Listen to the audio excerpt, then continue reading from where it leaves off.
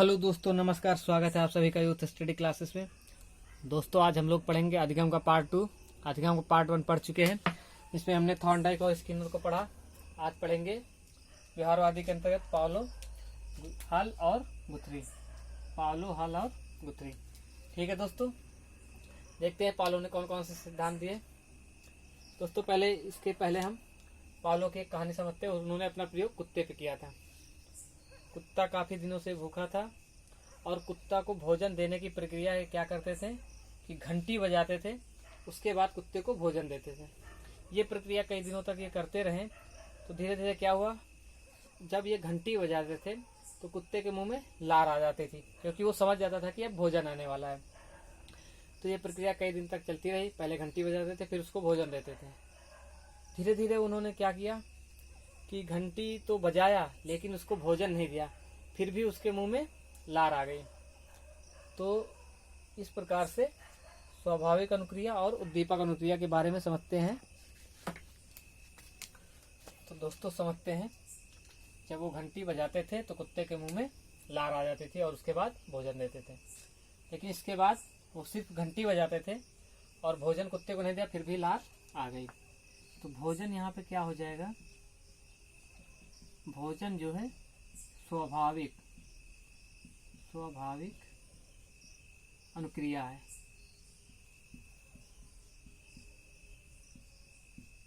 भोजन हमारी स्वाभाविक अनुक्रिया है और घंटी क्या हो जाएगी, अस्वाभाविक अनुक्रिया है। अस्वाभाविक अनुक्रिया। ठीक है दोस्तों, आप लोग समझ गए होंगे इसको, क्योंकि कुत्ते को भोजन की जरूरत थी, ना कि घंटे की। कुत्ते को भोजन की जरूरत थी, जो कि स्वाभाविक है हर किसी के लिए। कुत्ते को भोजन की जरूरत थी, ना कि घंटे की। लेकिन प्रक्रिया यह थी कि जब घंटी बजाई जाती थी उसके बाद भोजन दिया जाता था। तो कुत्ते जो है घंटी को पहचान गया कि घंटी बजी है, अब मुझे भोजन मिलेगा।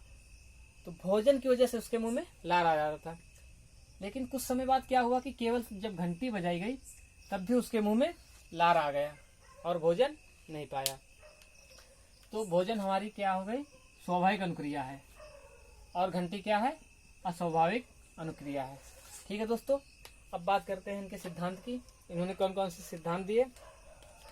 तो जैसे पावलो का अनुकूलित अनुक्रिया सिद्धांत। पावलो का अनुकूलित अनुक्रिया सिद्धांत, एक तो ये हो गया। दूसरा है क्लासिकल अनुबंधन सिद्धांत। तीसरा है शास्त्रीय अनुकूलन का सिद्धांत। चौथा है विलोपन का सिद्धांत। नंबरिंग किए दे रहे हैं दोस्तों हम।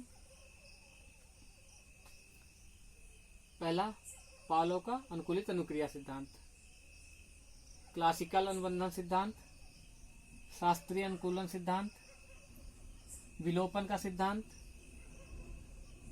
संबद्ध अनुक्रिया का सिद्धांत, पांचवा अनुकूलित प्रत्यावर्तन का सिद्धांत, छठवां क्या हो जाएगा, प्रतिस्थापन का सिद्धांत या परंपरागत एवं रूढ़िवादी का सिद्धांत। ठीक है दोस्तों, अब समझते हैं इसको ट्रिक के माध्यम से। इन्होंने जो सिद्धांत दिया है इसको मतलब इजी वे में हम लोग कैसे याद कर सकते हैं, अर्थात समझ सकते हैं। क्योंकि एग्जाम में क्वेश्चन थॉर्नडाइक, स्किनर और पावलो बहुत ही इंपॉर्टेंट है। इस तीन से तो क्वेश्चन आते ही आते हैं। आगे हम लोग हल के बारे में भी पढ़ेंगे, गुथरी के बारे में भी पढ़ेंगे, लेकिन थॉर्नडाइक, स्किनर और ये पावलो, इससे तो क्वेश्चन आते ही आते हैं टेट, सीटेट और सुपर टेट में। तो इसको हम ट्रिक के माध्यम से समझते हैं दोस्तों, कैसे याद करें। ट्रिक हमारी क्या है दोस्तों,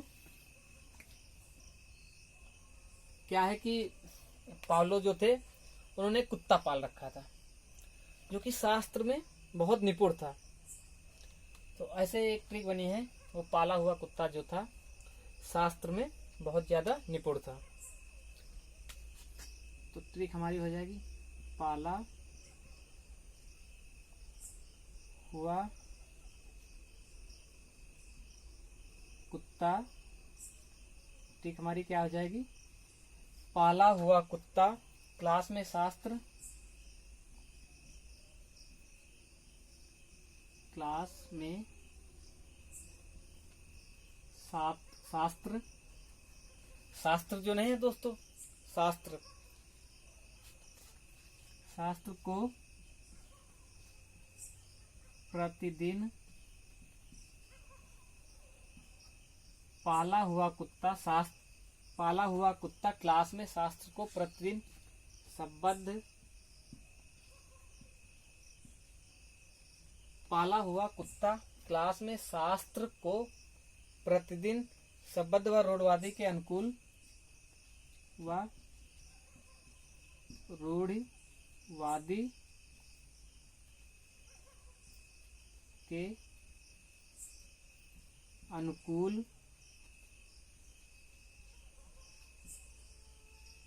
रूढ़िवादी के अनुकूल और क्या है,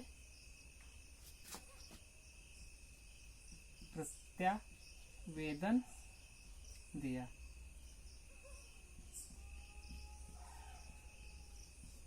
दोस्तों इसको एक कहानी के माध्यम से समझते हैं। क्या है कि एक पाला हुआ कुत्ता था, किसी ने उसको पाल रखा था, अभी बताएंगे किसने पाल रखा था। पाला हुआ कुत्ता था जो कि क्लास में शास्त्र नहीं होते हम लोगों के, शास्त्र को प्रतिदिन संबद्ध का मतलब पढ़ता था, समझ लीजिए। एक वह रूढ़िवादी, जो रूढ़िवादी है हमारे देश में फैली हुई है, रूढ़िवाद बहुत ज्यादा फैला हुआ, रूढ़िवादी के अनुकूल प्रत्यावेदन दिया। जैसे किसी को आवेदन नहीं देते, इससे समझेंगे हम लोग प्रत्यावेदन दिया। तो अब समझते हैं दोस्तों ट्रिक के माध्यम से। पाला से हमारा क्या हो जाएगा, पाला से हमारा हो जाएगा पावलो, पाला से पावलो। कुत्ता से क्या हो जाएगा, इन्होंने किस पे प्रयोग किया था, कुत्ते पे। पाला से पावलो, प्रयोग किस पे किया था, कुत्ते पे। ठीक है दोस्तों, अब सिद्धांत चलते हैं यहाँ से। क्लास 1 नंबर, क्लास से हमारा क्या हो जाएगा, क्लासिकल अनुबंधन का सिद्धांत। क्लास से क्या हो जाएगा, क्लास से हमारा क्लासिकल अनुबंधन का सिद्धांत। शास्त्र, ये हमारा 2 हो जाएगा। शास्त्र से क्या हो जाएगा, शास्त्रीय अनुकूलन का सिद्धांत। ठीक है दोस्तों, क्लास से हो जाएगा क्लासिकल अनुबंधन का सिद्धांत, शास्त्र से हो जाएगा शास्त्रीय अनुकूलन का सिद्धांत। को यहाँ पे साइलेंट रहेगा। प्रतिदिन, प्रतिदिन से हमारा दोस्तों क्या हो जाएगा, 3 नंबर, प्रतिदिन से हमारा हो जाएगा प्रतिस्थापन। ठीक है दोस्तों, प्रतिस्थापन, ये हो जाएगा हमारा प्रतिस्थापन। फिर क्या है, संबद्ध, प्रतिदिन संबद्ध, संबद्ध से क्या हो जाएगा हमारा, संबद्ध अनुक्रिया का सिद्धांत। ठीक है दोस्तों, ये हमारा 4 नंबर हो जाएगा। संबद्ध व रूढ़िवादी, रूढ़िवादी से दोस्तों हमारा क्या हो जाएगा, ये 7 नंबर होगा। रूढ़िवादी से हमारा क्या हो जाएगा, परंपरागत एवं रूढ़िवादी का सिद्धांत। ठीक है दोस्तों, ये हमारा 5 नंबर हो गया। रूढ़िवादी से क्या हो जाएगा, परंपरागत एवं रूढ़िवादी का सिद्धांत। ठीक है दोस्तों, के अनुकूल, अनुकूल से हमारा क्या हो जाएगा, 6 नंबर। अनुकूल से हमारा क्या हो जाएगा, अनुकूलित अनुक्रिया, अनुकूलित अनुक्रिया का सिद्धांत। ठीक है दोस्तों, अनुकूलित अनुक्रिया का सिद्धांत, ये जो है अनुकूलित अनुक्रिया का सिद्धांत। अब क्या बचा, प्रत्यावेदन। प्रत्यावेदन से दोस्तों हमारा क्या हो जाएगा, अनुकूलित प्रत्यावेदन का सिद्धांत। ठीक है दोस्तों, पाला हुआ कुत्ता क्लास में शास्त्र को प्रतिदिन संबद्ध व रूढ़िवादी के अनुकूल प्रत्यावेदन दिया। पाला से हमारा पावलो, कुत्ता से इन्होंने अपना प्रयोग किस पे किया था, कुत्ते पे। क्लास से क्या हो जाएगा, क्लासिकल अनुबंधन का सिद्धांत में यहाँ पे साइलेंट रहेगा। शास्त्र से क्या हो जाएगा, शास्त्रीय अनुकूलन का सिद्धांत। को यहाँ पे साइलेंट रहेगा। प्रतिदिन से दोस्तों क्या हो जाएगा, प्रतिस्थापन का सिद्धांत। संबद्ध से क्या हो जाएगा, संबद्ध अनुक्रिया का सिद्धांत। रूढ़िवादी से क्या हो जाएगा दोस्तों, परंपरागत एवं रूढ़िवादी का सिद्धांत। के यहाँ पे साइलेंट रहेगा। अनुकूल से क्या हो जाएगा हमारा, अनुकूलित अनुक्रिया का सिद्धांत। पालो का अनुकूलित अनुक्रिया का सिद्धांत। प्रत्यावेदन से दोस्तों हमारा क्या हो जाएगा, प्रत्यावेदन से अनुकूलित प्रत्यावेदन का सिद्धांत। दोस्तों यहाँ पे भी एक छूट रहा है क्या, विलोपन का सिद्धांत। तो यहाँ पे ये क्या हो जाएगा, विलोपन का, वा से विलोपन का सिद्धांत, ये 8 नंबर। ठीक है दोस्तों, 8 नंबर वा से हमारा क्या हो जाएगा, विलोपन का सिद्धांत। क्या हो जाएगा, वा से हमारा विलोपन का सिद्धांत। ठीक है दोस्तों, 3-4 बार आप लोग पढ़ेंगे, बहुत इजीली याद हो जाएगा।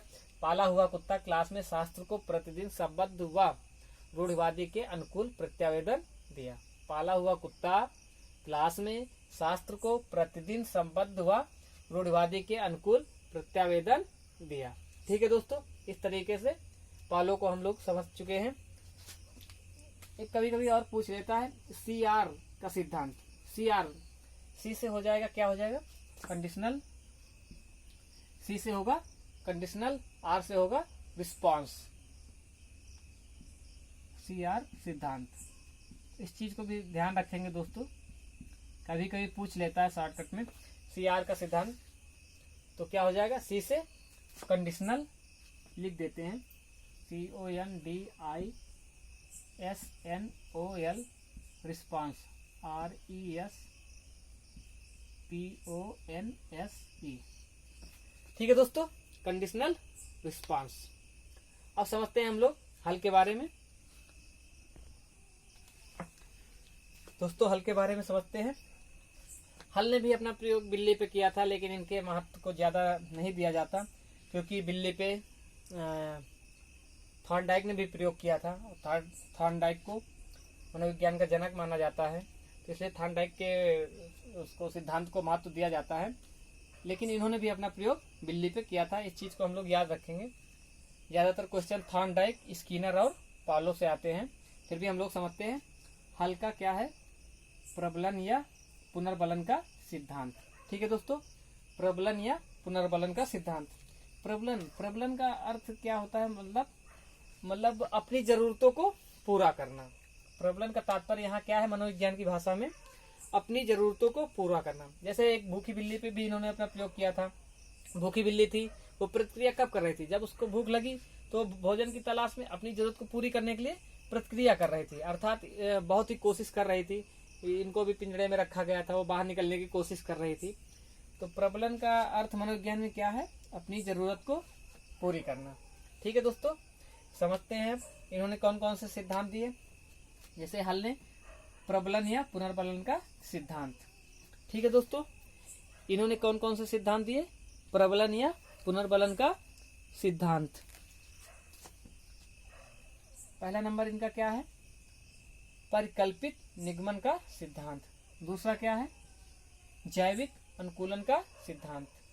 परिकल्पित निगमन का सिद्धांत, जैविक अनुकूलन का सिद्धांत, और तीसरा आवश्यकता अनुकूलन सिद्धांत। दोस्तों अभी मैंने बताया ना कि प्रबलन मतलब अपनी जरूरतों को पूरा करना, तो उसी के सिद्धांत का दूसरा रूप है आवश्यकता अनुकूलन सिद्धांत। ठीक है दोस्तों, इसको ट्रिक के माध्यम से समझते हैं हम लोग। इसकी ट्रिक क्या हो जाएगी, हल ने बल देकर, हल ने बल देकर जीवों की कल्पनाओं,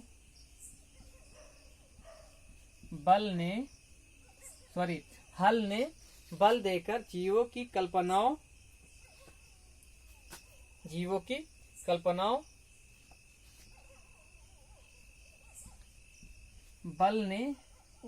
हल ने बल देकर जीवों की कल्पनाओं की आवश्यकताओं को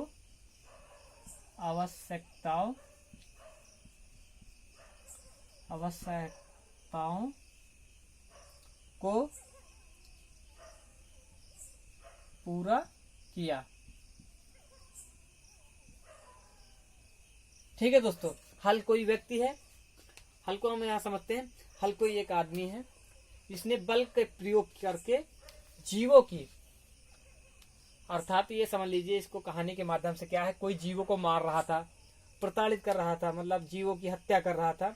तो हल एक व्यक्ति है जिन्होंने बल के प्रयोग से, अपने बल के प्रयोग से जीवों की कल्पनाओं की आवश्यकताओं को पूरा किया। जीवों को बचाने के लिए, उनकी जरूरतों के लिए बल का प्रयोग किया इन्होंने और उनकी आवश्यकताओं को पूरा किया।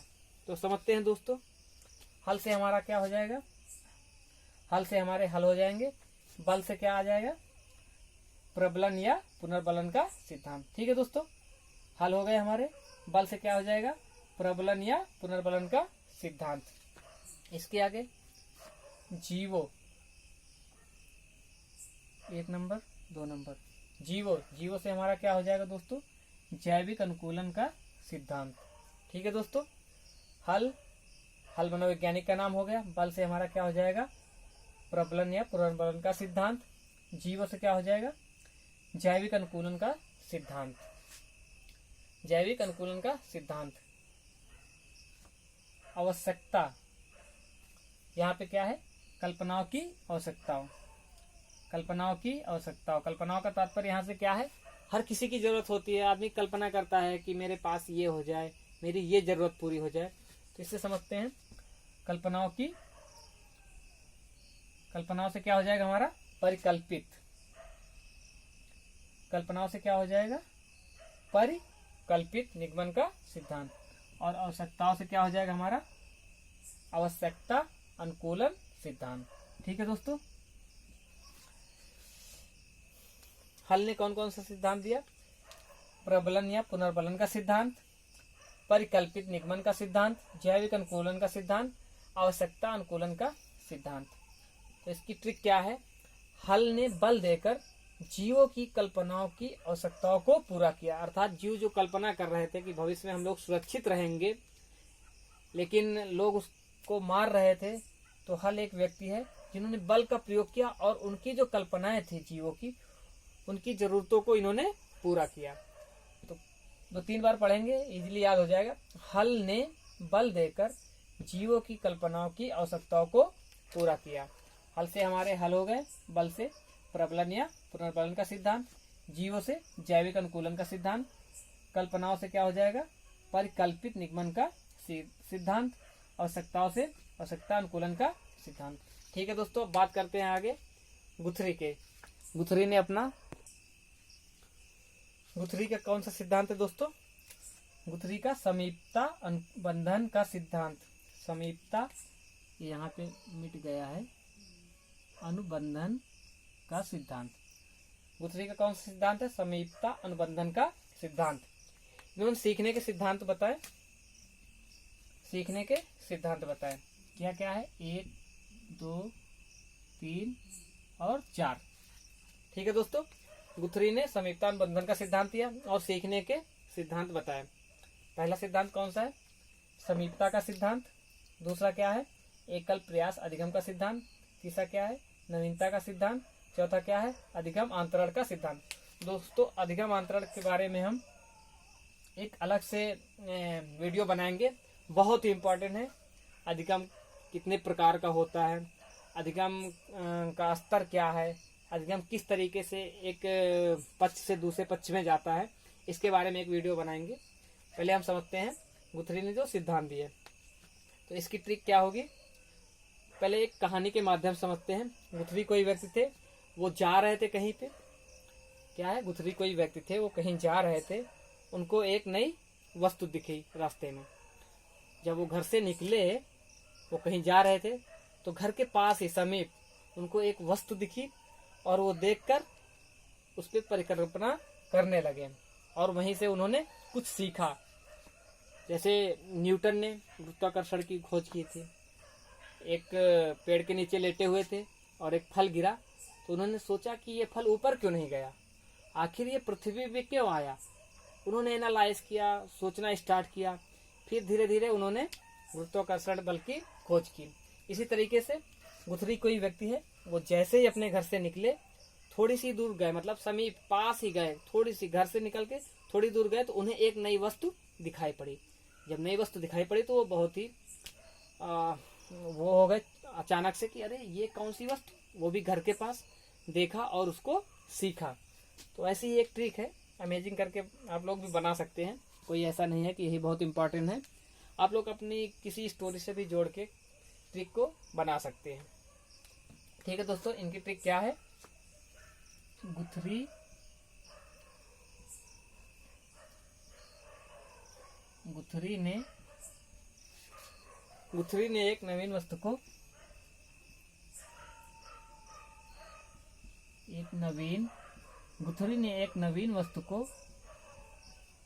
गुथरी ने एक नवीन वस्तु को समीप देखा।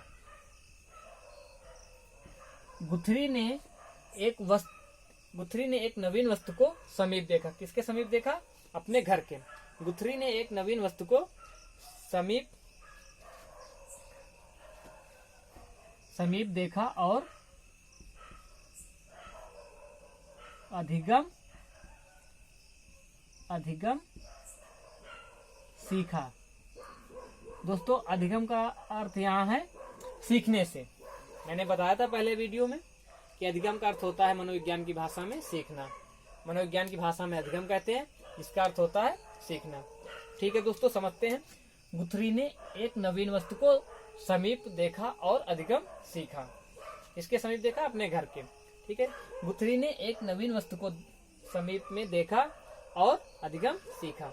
गुथरी से हमारे क्या हो जाएंगे? गुथरी से हमारे मनोवैज्ञानिक गुथरी हो जाएंगे। ने एक से हमारा क्या हो जाएगा? एक से एकल प्रयास अधिगम का सिद्धांत। एक से क्या हो जाएगा? एकल प्रयास अधिगम का सिद्धांत। फिर क्या है दोस्तों? नवीन से क्या हो जाएगा? नवीनता का नियम। ठीक है दोस्तों, नवीन से क्या हो जाएगा? नवीनता का नियम। वस्तु यहाँ पे साइलेंट रहेगा दोस्तों, वस्तु यहाँ पे साइलेंट रहेगा। फिर क्या है? समीप, तीसरा नंबर। समीप से क्या हो जाएगा दोस्तों? समीपता का सिद्धांत। समीप से क्या हो जाएगा? समीपता का सिद्धांत। देखा दोस्तों यहाँ पे साइलेंट रहेगा। देखा यहाँ पे साइलेंट रहेगा। अधिगम, 4 नंबर। अधिगम से क्या हो जाएगा? अधिगम अंतरण का सिद्धांत। अधिगम से क्या हो जाएगा दोस्तों? अधिगम अंतरण का सिद्धांत। ठीक है दोस्तों, समीपता का सिद्धांत, एकल प्रयास अधिगम का सिद्धांत, नवीनता का सिद्धांत, अधिगम अंतरण का सिद्धांत। गुथरी, तो ट्रिक इसकी क्या हो जाएगी? गुथरी ने एक नवीन वस्तु को समीप देखा और अधिगम सीखा। गुथरी से हमारे मनोवैज्ञानिक गुथरी हो गए। एक से क्या हो गया? एकल प्रयास अधिगम का नियम। नवीन से क्या हो गया? नवीनता का नियम। ठीक है दोस्तों, वस्तु को ये साइलेंट रहेगा। समीप से क्या हो जाएगा? समीपता का नियम। देखा, ये साइलेंट रहेगा। अधिगम से क्या हो जाएगा हमारा? अधिगम अंतरण का नियम। ठीक है दोस्तों, आज के लिए इतना ही। नेक्स्ट वीडियो में मिलते हैं। जब तक के लिए जय हिंद, जय भारत।